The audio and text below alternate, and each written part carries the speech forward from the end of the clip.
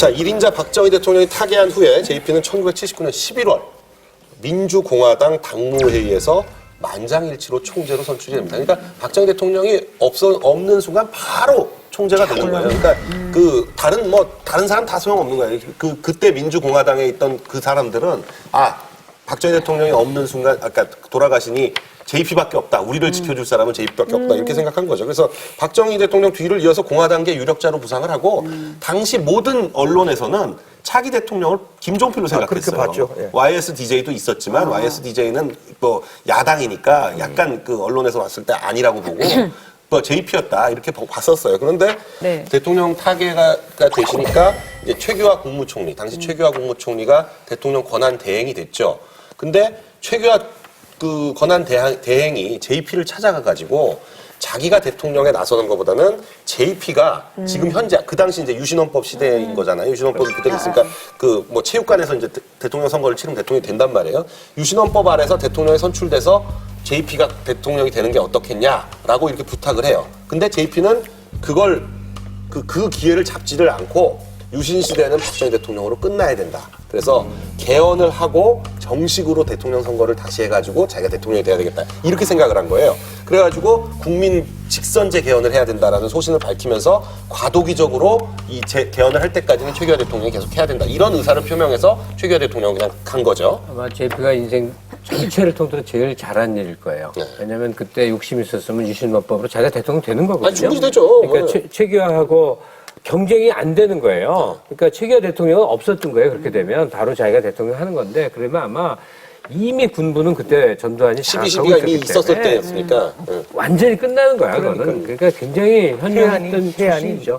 근데 어쨌든 그 모든 걸 꿰뚫고 있었기 때문에 1980년 서울의 봄이라고 우리가 일컫는데 네. 그걸 또 다른 말로 안개정국이라고 그랬어요. 뭐가 어떻게 돌아갈지 아무도 모르겠는 거야. 사실 기자들은 알았어요. 그런데 표현할 수가 없었어요. 그래서 김종필의 입을 비빈 거라고도 할 수 있는데 JP가 대놓고 이런 얘기했죠. 춘내 불사춘.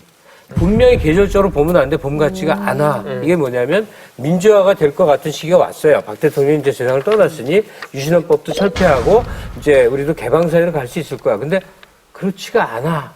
이게 바로 뒤에 신군부가 있다는 것을 암시한 말이었던 거죠. 근데 그걸 알아들은 사람은 많지 않았어요. 나중에 불사춘의 의미가 신군부를 의미했구나라고 나중에 알게 된 거죠. 그 이후에 바로 전두환 쿠데타가 있었던 거죠. 그러니까 전두환 쿠데타는요. 미리 있지. 미리 있었죠. 12.12가 10월 26일부터 10월 12.12 사이, 방금 최규하 대통령이 유신헌법에서 대통령 취임한 건 그 이후기 때문에 네. 이미 12.12로 신군부를 통해서 군부 세력을 완전히 장악한 거예요, 전두환 대통령이. 그 그러니까 2차 쿠데타는 5.17이거든요. 5월 17일 날 2차 쿠데타가 있었던 거고. 근데 요 12.12부터 전두환이 이제 중앙정보부장도 대행을 하고 보안사령관을 하고 있으면서도 직접 등장할 수 없으니까 일단 대외적으로는 하여간 자유스러운 분위기가 된 거예요. 그게 서울의 봄인데, 근데 이 서울의 봄이 5.17을 통해 가지고 완전히 끝나버린 거예요. 5.17에 전두환이 등장을 하면서 비상계엄 확대를 하는데, 비상계엄을 확대를 하면서 처음 한 게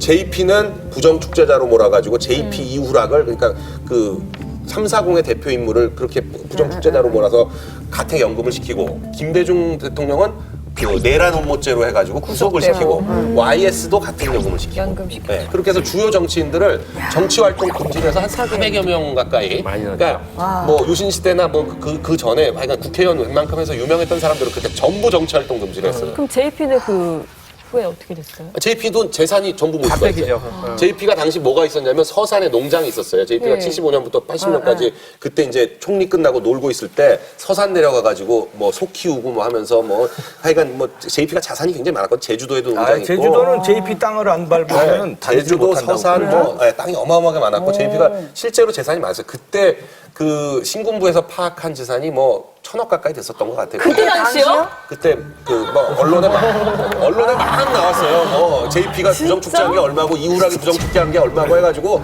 그때 이런 반응이었어요. 주민들이. 아니 원래 부자였어요? 서산에 소가 1,000마리 넘게 있었어요. 그 당시에 황소가.